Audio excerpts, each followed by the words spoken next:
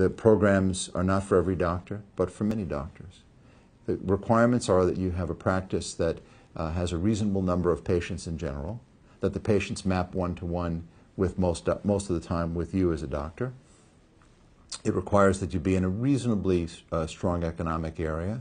That doesn't mean that this won't work in many places, but it's not going to work in a poor rural area. It will tend to work better in a middle affluent or middle income area or better.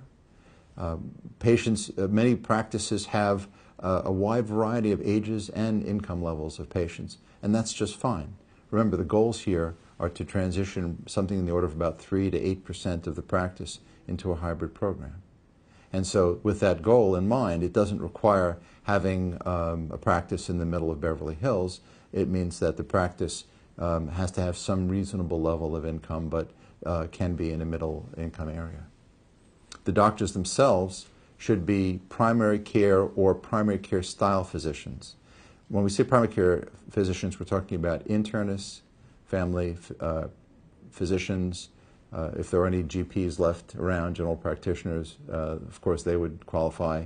Geriatricians are extremely successful in this program, and it solves many of the problems and the demands on geriatricians. It also works well with specialists who do an awful lot of general care with their patients and have ongoing relationships with their patients in significant manners. So episodic physicians certainly are not candidates, and clinicians, clinic-style doctors are not appropriate candidates for this because they don't have an ongoing relationship. People bounce from person to person to person. But in terms of specialties, we work now with gynecologists, pure gynecologists, with gastroenterologists, rheumatologists, endocrinologists. I think we may have one cardiologist. We work with cardiologists. We work with some pulmonologists.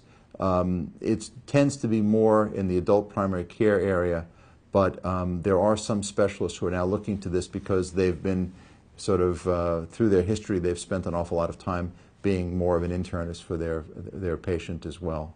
And it solves a lot of those practices changes that are occurring right now.